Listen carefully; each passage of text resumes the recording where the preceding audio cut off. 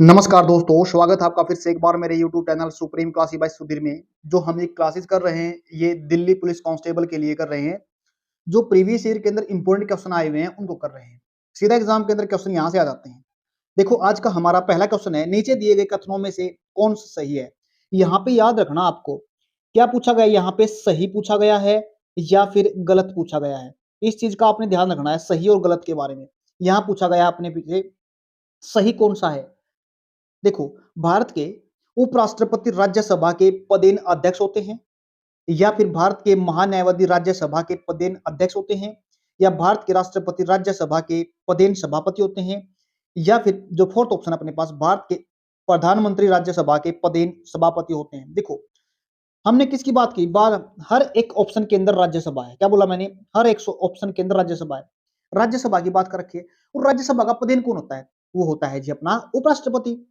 उपराष्ट्रपति कहां पे दे रखा है, ये सिर्फ और सिर्फ ए ऑप्शन के अंदर दे रखा है। एक चीज और याद रखना, अगर उपराष्ट्रपति बनने के लिए राज्यसभा की योग्यता होना जरूरी है। दोबारा फिर सुनो इस बात को, भारत के उपराष्ट्रपति बनने के लिए जो राज्यसभा होती है ना, उसके सदस्य की जो योग्यताएं होती हैं, उन योग्यताओं का पूरा होना जरूरी है। उम्मीद करता हूं समझ में आ गया। देखो, इसकी उम्र कितनी होती है, 35 साल होती है। राष्ट्रपति की भी कितनी होती है, 35 साल होती है। राज्यपाल की भी कितनी होती है, 35 साल होते हैं। एग्जाम के अंदर क्वेश्चन बन जाता है उम्र से संबंधित नहीं, सीधा क्वेश्चन बना देते हैं, या फिर जैसे स्टेटमेंट दे रखे बना कैसे दे सकते हैं। उसके बाद एक चीज और बताता हूं मैं यहाँ पे, महान्यायवादी क्या बोलेंगे, अटॉर्नी जनरल ऑफ इंडिया। ये आता है, इसका आर्टिकल पूछ लेता अपने पास। आर्टिकल कितना है इसका, 76 है। कौन चुनता है इसको, राष्ट्रपति चुनता है। काफी इंपॉर्टेंट क्वेश्चन है। एक चीज और देखा हमने, अगर उपराष्ट्रपति की योग्यताएं राज्यसभा के बराबर होती हैं, तो राष्ट्रपति की जो योग्यताएं होती है किसके बराबर होती है, वो होती है लोकसभा का जो मेंबर होता है ना, उसके बराबर होती है, लोकसभा के मेंबर के बराबर। उम्मीद करता हूं समझ में आ गया होगा। देखो, एक चीज और बताता हूं आपको, लगे आते, जो संसद होती है ना, संसद की मैंने पिछली क्लास के अंदर बताया था, 3 अंग होते हैं, लोकसभा, राज्यसभा और राष्ट्रपति। हमने सदन 2 पढ़े थे, राज्यसभा, लोकसभा। लेकिन एग्जाम के अंदर क्वेश्चन बन सकता है, क्या राष्ट्रपति जो अपना संसद होता है, क्या उसका अंग होता है, जी बिल्कुल नहीं। ये इसका आंसर नहीं होगा। ये किसी भी, क्या बोलेंगे, ये सदस्य नहीं होता, तो इसका अंग नहीं मान सकते, किसका, अपने संसद का। उम्मीद करता हूं समझ में आ गया होगा। नेक्स्ट क्वेश्चन अपने पास आज का सेकंड क्वेश्चन, 1919 में कुख्यात जलियांवाला बाग हत्याकांड कहां हुआ था। अंबाला, पठानकोट, अमृतसर, लाहौर। ये तो सभी जानते हैं, ये हुआ था अमृतसर में। कब हुआ था ये, अमृतसर में। कहां पे अमृतसर में हुआ था, ये पड़ता कहां पे, पंजाब के अंदर पड़ता है। एग्जाम के अंदर डेट दे देता है इसको, कितनी डेट थी वो, 13 अप्रैल। क्या बोला मैंने, 13 अप्रैल 1919 को जलियांवाला बाग हत्याकांड हुआ था। क्यों, क्योंकि एक एक्ट बना था, क्या बोलेंगे, रोल्ट एक्ट। रोल्ट एक्ट आया था 1919 में, इसका विरोध कर रहे थे लोग। इसका विरोध कर रहे थे, रोल्ट एक्ट का विरोध कर रहे थे। 1919 में आया था रोल्ट एक्ट। इसमें क्या कहा गया था रोल्ट एक्ट के अंदर, इसमें ना तो कोई अपील थी, ना कोई दलील थी, ना कोई वकील था। मतलब यानी किसी भी भारतीय को शक के आधार पर क्या कर सकते थे, गिरफ्तार किया जा सकता था। इसलिए इसको क्या बोला गया, इसको महात्मा गांधी ने, एग्जाम के अंदर आ सकता है, महात्मा गांधी ने इसको क्या कहा था, इसको काला कानून कहा गया था। क्या बोला था इसको, काला कानून। इसको याद रख लेना, किसने कहा था। एक चीज और देखिए, इस जो जलियांवाला बाग हत्याकांड था ना, किसने अपनी उपाधि को लौटा दिया था, यानी जो रविंद्रनाथ टैगोर थे ना, रविंद्रनाथ टैगोर ने अपनी किसकी उपाधि, सर की उपाधि लौटा दी थी। उम्मीद करता हूँ सारी बातें समझ में आ गई होंगी। नेक्स्ट क्वेश्चन देखते हैं आज का, भारत किस देश के साथ अपनी सबसे बड़ी सीमा, अंतरराष्ट्रीय सीमा साझा करता है। भूटान के साथ, पाकिस्तान के साथ, म्यांमार के साथ, या बांग्लादेश के साथ। इसका सही आंसर क्या रहेगा, ये रहेगा जी अपना बांग्लादेश के साथ। बांग्लादेश के साथ सबसे बड़ी सीमा शेयर करता है इंडिया। कितनी करता है वो, ये करता है जी 4096 किलोमीटर। और सबसे एग्जाम के अंदर आ सकता है, सबसे कम किसके साथ करता है, ये करता है अफगानिस्तान के साथ। कितनी करता है, अफगानिस्तान के साथ 106 किलोमीटर करता है। 106 किलोमीटर करता है भारत। किसके साथ है, अफगानिस्तान के साथ शेयर करता है। बांग्लादेश के साथ कितना बोला मैंने, 4096, सबसे ज्यादा। नेक्स्ट क्वेश्चन देखते हैं, भारत के संविधान का निम्नलिखित में से कौन सा अनुच्छेद सैन्य, बड़े ध्यान सुना, अकादमिक, वैशिष्टिक को छोड़कर भारतीय राज्य द्वारा कोई उपाधि प्रदान किए जाने से निषेधित करता है, यानी उपाधियों का उन्मूलन बताया गया इसके अंदर। कहां पे होता है उपाधियों का उन्मूलन? ये होता है आर्टिकल 18 के अंदर। इंपॉर्टेंट चीज है, यह आती है अपनी फंडामेंटल राइट्स के अंदर, यानी जो मौलिक अधिकार होते हैं ना उसके अंदर आते हैं। मौलिक अधिकार कहां से हैं? अपने आर्टिकल नंबर 12 से लेके 35 तक। भाग नंबर मैंने पिछली क्लास में बताया था, याद कर लेना, सीधा भाग पूछ लेता है भाग नंबर 3 के अंदर। जिस किस भाग को मैग्ना कार्टा कहा जाता है? मैग्ना कार्टा कहा जाता है तीसरे भाग को। क्या बोला मैंने? Magna carta. सभी बातों को लिख लेना, इनको एग्जाम के अंदर सीधा आ जाती है। उपाधियों का उन्मूलन कहां पे? 18 आर्टिकल के अंदर। एक आर्टिकल बताता हूं मैं, 17 आर्टिकल। अस्पृश्यता का अंत के बारे में बात की गई, बहुत बार पेपर के अंदर आता है। अस्पृश्यता का अंत कौन से आर्टिकल में? 17 आर्टिकल। नेक्स्ट क्वेश्चन देखते हैं अपना। निम्नलिखित में से कौन एक जायद की फसल होती है? अभी जायद क्या होता है? देखो अपने पास दो मौसम होते हैं जो मेनली मुख्य रूप से लेते हैं। एक होता है अपने पास रबी, रबी की फसल लेते हैं हम पहली, और एक होती है अपने पास खरीफ की फसल। दो फसलें लेते हैं हम। लेकिन इन दोनों के बीच का जो टाइम बच गया ना, क्या बोलेंगे, इन दोनों के बीच का जो, अगर मान लेते कोई 1-2 महीना 2-3 महीने बच जाते हैं बीच में, 2 महीने हम कोई फसल नहीं बोते, तो हम क्या करते हैं, कोई छोटी मोटी क्या लेते हैं, फसल लेते हैं, उससे क्या बोलते हैं, जायदी फसल बोलते हैं। देखो ये तो अपनी क्या है, मुख्य फसल हो गई। मुख्य फसल कौन सी हो गई? खरीफ की हो गई, चावल। उसके बाद कपास कौन सी की हो गई? कपास भी अपनी किसकी हो गई? खरीफ की हो गई। ये गेहूं किसकी है? रबी की फसल है। लेकिन ये कोई विशेष फसल नहीं है अपने पास, तरबूज की। क्या बोला मैंने? तरबूज हो गया, ककड़ी हो गया, ये कोई विशेष फसल नहीं है। इसको कौन सी फसल बोलते हैं? जायद की फसलें कहा जाता है। उम्मीद करता हूं, यानी जेद की फसल भी कह सकते हैं। उम्मीद करता हूं समझ में आ गया। नेक्स्ट क्वेश्चन देखते हैं आज का। निम्नलिखित में से कौन सा भारत का सबसे पुराना उच्च न्यायालय, हाई कोर्ट्स की बात करें, सबसे पुराना कौन सा? कलकत्ता, दिल्ली, इलाहाबाद या फिर पटना? तो इसका सही आंसर रहेगा, ये रहेगा जी कलकत्ता। यानी किस एक्ट के तहत बना था? ये बना था अपने पास से 1861 का एक्ट बना था। लेकिन कब लागू हुआ था ये हुआ था 1 जुलाई 1862 को लागू हो गया था ये। उम्मीद करता हूं समझ में आ गया। नेक्स्ट क्वेश्चन देखते हैं आज का। सितंबर 2000, वैसे तो प्रीवियस ईयर का क्वेश्चन है ये, 2020 का डाटा पूछ रखा है, इसको छोड़ देते हैं हम। लेकिन अगर करंट की पूछे ना, अब फिलहाल की पूछे, किसकी पूछे? हाल की पूछे, तो भारत के मुख्य न्यायाधीश सहित सर्वोच्च न्यायालय के स्वीकृत संख्या कितनी है? सर्वोच्च न्यायालय में जो न्यायाधीश होते हैं वो कितने होते हैं अभी एट प्रेजेंट की बात करें? तो इसको लिखते हैं हम, देखो दो तरीके से लिखने के। अगर इसको सर्वोच्च न्यायालय का मुख्य न्यायाधीश के साथ पूछे तो सिर्फ रहता 34। अगर न्यायाधीश की बात करें तो हम इसको ऐसे लिखते हैं 33+1, यानी 34 इसको लिखा जाता है। एक मुख्य न्यायाधीश होता है इसके अंदर और 33 से अन्य न्यायाधीश होते हैं। इसके लिए सुप्रीम कोर्ट के लिए आर्टिकल कितना अपने पास है? 124 आर्टिकल है, याद रखना इसके। सुनो कितना आर्टिकल है सुप्रीम कोर्ट के लिए? 124। लेकिन एक काम करो, आप एक क्वेश्चन कमेंट बॉक्स में बताओ, अपने कितने हाई कोर्ट्स हैं? क्या बोला मैंने? कितने हाई कोर्ट्स हैं एट प्रेजेंट हमारे पास? नेक्स्ट क्वेश्चन देखते हैं आज का।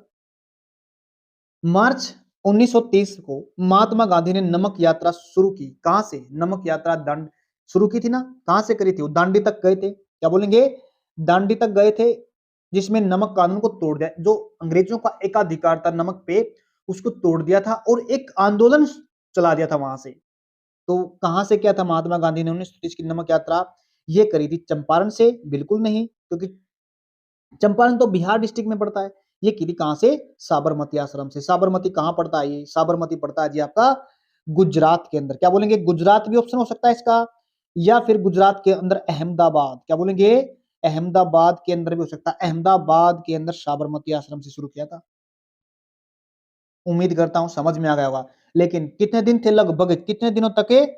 24 दिनों तक यात्रा की थी और वहां पे जाके एक आंदोलन शुरू किया था, जिसको हम बोलते हैं सविनय अवज्ञा आंदोलन। क्या बोलेंगे? सविनय अवज्ञा आंदोलन कहा जाता है।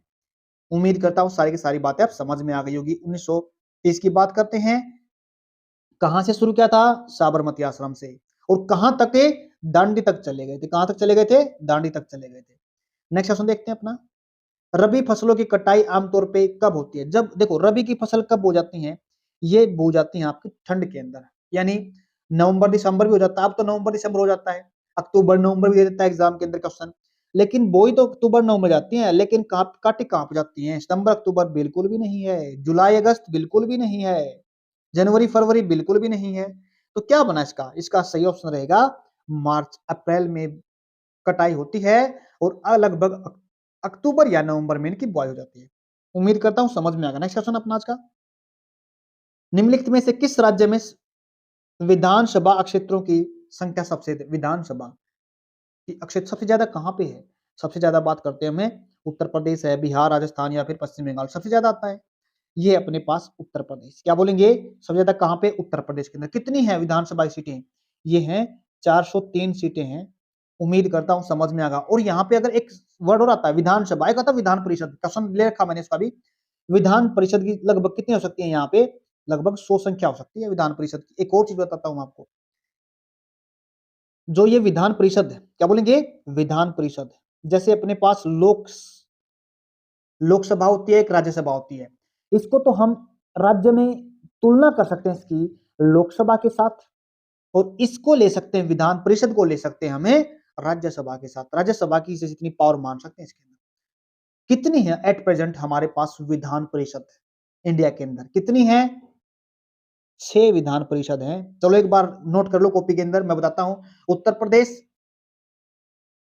इसके बाद बिहार, उत्तर प्रदेश, बिहार, महाराष्ट्र, कर्नाटका, तेलंगाना, आंध्र प्रदेश। साथ साथ सभी 6 डिस्ट्रिक्ट साथ साथ के अंदर है। उम्मीद करता हूं समझ में आ गया। नेक्स्ट क्वेश्चन देखते हैं आज का। देखो थोड़ा ध्यान से देखना क्वेश्चन को। नीति आयोग की बात करिए। नीति आयोग भारत की राज्य सरकारों द्वारा आर्थिक नीति निर्माण प्रक्रिया में जुड़ाव और भागीदारी को बढ़ावा देने के लिए स्थापित किया गया है। निम्नलिखित में से नीति आयोग का पूर्ण मतलब क्या होता है? इसका जो पूर्ण मतलब होता है ना, ये होता है national institution for transforming India. इसका सही ऑप्शन क्या रहेगा? सी रहेगा। ये जो नीति आयोग है ना, इसको पहले योजना आयोग, क्या बोलेंगे? योजना आयोग बोलते थे, जिसको प्लानिंग कमीशन कहा जाता था। कब? 1950 के अंदर बना था ये प्लानिंग कमीशन। लेकिन इसको बदल के क्या बना दिया गया? इसको नीति आयोग बना दिया गया। कब? 1 जनवरी, याद रखना ही डेट, 1 जनवरी 2015 से क्या कहा जाने लगा? इसको नीति आयोग कहा जाने लगा। सही आंसर क्या रहेगा इसका? फुल फॉर्म पूछिए, national institution for transforming India, इसका सही ऑप्शन रहेगा। नेक्स्ट क्वेश्चन अपने पास आज का, भारतीय रिजर्व बैंक द्वारा अर्थव्यवस्थाओं में तरलता और मुद्रास्फीति को नियंत्रित करने के लिए निम्नलिखित में से किस मौद्रिक नीति, क्या बोलेंगे? मौद्रिक नीति का साधन उपयोग किया जाता है? देखो मौद्रिक नीति का मतलब क्या होता है, जो अपना आरबीआई होता है ना, रिजर्व बैंक ऑफ इंडिया, कब बना था ये कमेंट बॉक्स में बताओ, तब तक मैं बताता हूं आपको कुछ और। ये जो आरबीआई था ना अपने पास, मौद्रिक नीति, ये क्या करता है? कुछ पॉलिसी बनाता है ताकि जो मार्केट के अंदर कितना पैसा लेके आना है, कितना पैसा निकालना है, कैसे हम जो महंगाई को कम करना है या बढ़ाना है, सारा का सारा काम किसका है? आरबीआई का है। और जो नीति, जो पॉलिसी बनाता है उसे क्या बोलते हैं? मौद्रिक पॉलिसी बोलते हैं। और जो सरकार बनाती है, क्या बोलेंगे? वो राजकोषीय नीति होती है। क्या बोलेंगे? उसको राजकोषीय नीति बोलते हैं। उम्मीद करता हूं समझ में आ गया। देखिए कौन सा आरबीआई, कौन सा उनमें से जो यूज करती है, जो टूल यूज करती है ना, वो कौन सा करती है? वैधानिक तरलता अनुपात, आरक्षित नकदी निधि अनुदान, या कैश रिजर्व रेशो बोलते हैं इसको, या फिर रेपो रेट। मैंने पिछले क्लास में बताया दोनों वर्ड, बड़े ध्यान सुनना। देखो रेपो रेट का मतलब क्या होता है? आरबीआई क्या करता है? आरबीआई ना अदर बैंक, शेड्यूल बैंक बोलते हैं इनको, क्या बोलेंगे? शेड्यूल बैंक बोलते हैं। जो बैंक आपके 1934 एक्ट के तहत है, दूसरी अनुसूची में है ना लिस्ट, उनको क्या बोलते हैं? शेड्यूल बैंक बोलते हैं। यानी जो आरबीआई है ना, जितने भी बैंक, जैसे एसबीआई बैंक हो गया, बड़ौदा बैंक हो गया, जितने भी अपने पास बैंक है ना, उन सभी को क्या देती है? पैसे देती है। जिस रेट पे देती है ना, उसे क्या बोलते हैं? रेपो रेट बोलते हैं। लेकिन अगर मान लेते हैं एक टाइम ऐसा आ जाता है, सभी बैंकों के पास काफी अच्छी मात्रा में पैसा होता है। अगर काफी अच्छी मात्रा में पैसा होगा तो मार्केट के अंदर पैसा ज्यादा होगा, क्योंकि वो लोगों को क्या करेगी? ज्यादा से ज्यादा पैसा देगी।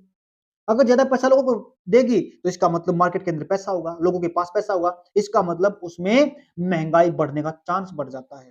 तो आरबीआई क्या करता है उसके अंदर? उसको कंट्रोल करने के लिए रिजर्व रेपो रेट बढ़ा देता है। इसका मतलब क्या होया? यानी बैंकों से पैसे ले लेता है वो। उनको कहेगा भाई आपकी जो रेट रहेगी ना पैसे की, मैं पैसे ले लेता हूं, अपने पास ले लेता सभी पैसे को, और उनको अच्छी अमाउंट में यानी अच्छी रेट के अंदर उनको क्या दे देता है? इंटरेस्ट दे देता है। तो इसका मतलब जो सारा का सारा उनके पास पैसा होता है ना, अच्छा जो एक्सेस मात्रा में पैसा होता है, वो अपने पास रख लेता है। अब एक्सेस मात्रा में पैसा रखा अपने पास, जब एक्सेस मात्रा में पैसा अपने पास रखेगा तो मार्केट से पैसा वैसे ही कम हो जाएगा। कम हो जाएगा तो इसका मतलब मुद्रा समिति यानी जो लिक्विडिटी है ना अर्थव्यवस्था के अंदर, वो क्या हो जाएगी, कम हो जाएगी ऑटोमेटिक। उम्मीद करता हूँ समझ में आ गई ये बात। ये का सही आंसर क्या रहेगा, रिवर्स रेपो रेट, इसका आंसर सही रहेगा। नेक्स्ट क्वेश्चन देखते हैं, चट्टानों के अध्ययन को क्या कहा जाता है, क्रायोस्फीयर या फिर जियोमोर्फोलॉजी, मिनरोलॉजी, उसके बाद पेट्रोलॉजी। इसका सही आंसर क्या रहेगा, देखो चट्टानों के अध्ययन क्या बोलते हैं हम, चट्टानों के अंदर को बोलते हैं हम पेट्रोलॉजी। उम्मीद करता हूँ समझ में आ गया। मिनरोलॉजी समझ गए मिनरल्स के बारे में, उसके बाद इसको जियोमोर्फोलॉजी है, भूगर्भ विज्ञान के बारे में बात करते हैं। इसके अंदर ज्यादा बात तो थी नहीं इसके अंदर बताने के लिए। नेक्स्ट देखो, लेकिन कई बार क्वेश्चन सीधा आ जाता है, प्रीवियस ईयर सीधा एग्जामिनर उठा लेता है क्वेश्चन। नेक्स्ट क्वेश्चन देखते हैं, सरकार के कुल राजस्व और कुल व्यय, क्या बोला, सरकार का जो कुल राजस्व है ना, उसी कुल कितनी इनकम है और कुल उसका कितना खर्च है, के बीच के अंतर को क्या कहा जाता है, राजकोषीय घाटा, सरकारी घाटा, प्राथमिक घाटा, राजस्व घाटा। तो इसका जो सही आंसर रहेगा ना, देखो बड़े बहुत अच्छा क्वेश्चन दे रखा है एग्जाम के अंदर, कुल राजस्व यानी कितना तो उसने कमाना है और कितना उसने व्यय करना है, तो क्या कहा जाएगा, यानी उसका जो अंतर है ना, यानी कितनी कमाई हुई और उसने कितना खर्च किया, तो क्या बोलेंगे उसको, उसको बोलेंगे जी, देखो मान लेते हैं प्लान बना लिया आपकी बार हमने 1000 करोड़ रुपए खर्च करने हैं, अपने पास कितने 1000 रुपए कमा लिए हमने, और हम कर देते हैं 12,000 करोड़ रुपए, क्या हो गए 1200 करोड़ ज्यादा खर्च कर देते हैं, 200 करोड़ ज्यादा आ गया अपने पास। इसका मतलब क्या हो गया, वहां पे तो घाटा हो गया, क्या हो गया वहां पे, घाटा। तो उसको क्या बोलेंगे, उसको बोलते हैं जी राजकोषीय घाटा। क्या बोलेंगे उसको, राजकोषीय घाटा बोलेंगे। उम्मीद करता हूं समझ में आ गया होगा। नेक्स्ट क्वेश्चन अपने पास आज का, संविधान के किस अनुच्छेद के तहत राष्ट्र कल्याण की, किसकी बात हो रही है यहाँ पे, राष्ट्र कल्याण की बात हो रही है, के लिए राज्य सूची में समाविष्ट किसी विषय से संबंधित मामले में संसद कानून बना सकती है। राष्ट्र कल्याण की बात चल रही है और संसद क्या करती है, संसद तो किसे बनाती है, अपने सारे देश के लिए कानून बनाती है। लेकिन अगर किसी राज्य के विषय पे कानून बनाना पड़ जाए, किसके बारे में, राज्य विषय के माने में, देखो एक अपनी 7वीं अनुसूची बात करते हैं, 7वीं अनुसूची में बात कर रखी है, यानी जहां पे इसका शक्तियों का बंटवारे की बात की है, कुछ उसके अंदर सब्जेक्ट होते हैं, राज्य कानून बनाता है उनके ऊपर, कुछ केंद्र के पास होते हैं जिसपे केंद्र कानून बनाता है, कुछ दोनों मिलकर कानून बनाते हैं, उसको समवर्ती क्या बोलेंगे, उसको समवर्ती सूची बोलते हैं, उस पे कानून दोनों बनाते हैं। लेकिन यहाँ पे क्या कर रहा है, संसद कानून बना रहा है राष्ट्र कल्याण के लिए, लेकिन विषय किसका है, राज्य सूची का विषय है। तो आर्टिकल कौन सा है, अगर हम आर्टिकल 352 की बात करते हैं ना, तो ये बात करते हैं राष्ट्रीय आपात की, किसकी बात करते हैं, राष्ट्रीय। ऐसे क्वेश्चन भी निकाल सकते हो आप, क्योंकि 352 तो राष्ट्रीय आपात के बारे में बोलता है। 123 आर्टिकल अध्यादेश के बारे में, किसके बारे में बात करता है, अध्यादेश जारी करता है राष्ट्रपति। तो ये अपने पास आर्टिकल है, इसके लिए 249 आर्टिकल है। तो इसमें क्या करते हैं, एक स्पेशल मेजोरिटी से विशेष बहुमत, विशेष बहुमत का मतलब 2/3 मेंबर हाउस के, दोनों के बात किए मैंने, दोनों हाउस के क्या करती है, दोनों हाउस के 2/3 यानी विशेष बहुमत से कोई बिल पास होगा तो संसद किस पे, राज्य सूची पे राष्ट्र कल्याण के लिए क्या बना सकती है, कानून बना सकती है। उम्मीद करता हूं समझ में आएगा। नेक्स्ट क्वेश्चन देखते हैं, जल चक्र के दौरान पौधे का कौन सा भाग वाष्पीकरण प्रक्रिया में शामिल होता है, पत्तियां। देखो इसका तो आसान जवाब है, वाष्पीकरण की अगर प्रक्रिया होती है ना, ये कहाँ पे होती है, पत्तियों के अंदर होती है। पत्तियों में क्या होता है, स्टोमेटा होते हैं, रंध्र होते हैं, उनके जरिए क्या करता है, जो पानी है ना वो हवा में जाता है, क्या बोलेंगे, वो हवा में जाता है। इसका सही आंसर क्या रहेगा, पत्तियां रहेगा। नेक्स्ट क्वेश्चन अपने पास, निम्नलिखित में से कौन सा सही है, अभी फिर से आएगा सही कौन सा है, किसी राज्य की विधान परिषद 5 वर्ष के बाद भंग हो जाते हैं, किसकी बात की है, विधान परिषद की बात की है। जैसे मैंने अभी क्वेश्चन में बताया था ना आपको, अपने राष्ट्र में कौन सी है, अपने देश में अगर संसद है ना, ऊपर मान लिया हमने संसद, इसका एक होता है लोकसभा और एक होता है राज्यसभा। क्या होता है इसका, राज्यसभा। लोकसभा को भंग किया जा सकता है, लेकिन राज्यसभा को कभी भंग नहीं किया जा सकता। ऐसे ही राज्य के अंदर क्या होता है, विधानसभा होती है और विधान परिषद होती है। विधान सभा लोकसभा की तरह भंग की जा सकती है, लेकिन विधान परिषद भंग नहीं की जा सकती। तो इसमें ऑप्शन देख लेना, कितने टाइम की बात, वहां पे कितना टाइम होता है राज्यसभा का, 6 साल होता है, यहाँ पे कितना होगा विधानसभा का, तो सेम ही रहेगा। तो 5 साल की तो बात ही नहीं है। राज्यसभा की विधान परिषद 6 वर्ष के बाद भंग हो सकती है, भंग होने का तो मामला ही नहीं, भंग नहीं हो सकती है। राज्य की विधान परिषद भंग नहीं हो सकती, बिल्कुल इसको भंग नहीं किया जा सकता। इसका सही आंसर रहेगा ये, बाकी सारे काट दो। नेक्स्ट देखो, एक आर्टिकल आता हूँ इसमें, इसका जो आर्टिकल रहेगा ना विधान परिषद का, ये रहेगा 169 आर्टिकल में कहा गया है राज्यसभा को, सॉरी विधान परिषद को बनाया जा सकता है। कौन बनाती है? सेंटर के पास, केंद्र के पास, संसद के पास वो राज्य, संबंधित राज्य क्या करेगा, एक विशेष बहुमत से एक बिल पारित करके भेज देगा और फिर उस पे संसद कानून बनाएगी आर्टिकल 169 का यूज करके। उम्मीद करता हूं समझ में आ गया होगा। नेक्स्ट क्वेश्चन देखते हैं आज का। निम्नलिखित में से कौन मोतीलाल नेहरू के साथ स्वराज्य पार्टी के सह संस्थापक थे? मैंने बताया था कल, असहयोग आंदोलन 1922 में चोरा चोरी घटना के कारण क्या हुआ था, उसको वापस ले लिया गया था महात्मा गांधी ने। जैसे उसको वापस लिया तो एक पार्टी बनी थी जिसको हम स्वराज्य पार्टी के नाम से जानते हैं। मैंने उससे पूछा था क्वेश्चन, उसमें एक मोतीलाल नेहरू था और दूसरा था उसके अंदर चित्तरंजन दास। दो दो की काफी भूमिका रही है इनकी, किसमें? स्वराज्य पार्टी में। उम्मीद करता हूं समझ में। एक चीज बताता हूं, ये अंबिका चरण मजूमदार है ना, याद रखना इसको। 1916 का जो लखनऊ समझौता हुआ था, इसमें इस कांग्रेस की अध्यक्षता करी थी, कांग्रेस का अधिवेशन हुआ था लखनऊ के अंदर, इसकी अध्यक्षता करी थी। लेकिन डिटेल में बताऊंगा अभी क्वेश्चन लेके इसको। नेक्स्ट क्वेश्चन देखते हैं, बस अभी के लिए इसको याद रखो, अंबिका चरण मजूमदार 1916 लखनऊ समझौता। आगे देखो नेक्स्ट क्वेश्चन अपने पास, निम्नलिखित में से कौन सी घटना 1905 में के स्वदेशी आंदोलन की महत्वपूर्ण वजह रही? जो 1905 की घटना घटी थी ना, स्वदेशी आंदोलन शुरू हुआ था, उसके अंदर बहिष्कार आंदोलन शुरू हुआ था, उसके अंदर 1905 में हुआ क्या था, मेजर कहानी लॉर्ड कर्जन था। क्या बोलेंगे? लॉर्ड कर्जन था उसके अंदर। लॉर्ड कर्जन ने क्या किया था, बंगाल को दो भागों के अंदर तोड़ दिया था, यानी जिसको बंगाल विभाजन के नाम से जाना जाता है। ये इसका क्या रहेगा, बंगाल का विभाजन का सही आंसर रहेगा। उसके बाद मुस्लिम लीग का गठन हुआ था। भारतीय राष्ट्रीय कांग्रेस ये 1885 में बनी थी, ये याद काफी इंपोर्टेंट है। ए ओ हयूम ने बनाई थी ये, जो एक सिविल सर्वेंट थे। एक और जाता हूँ, रोल टैक्ट कहाँ पास हुआ था, आज देख लिया हमने 1919 में हुआ था ये। बस क्या होता 1905 की घटना तो सिर्फ यही है। आगे देखो, आज का लास्ट क्वेश्चन है अपने पास,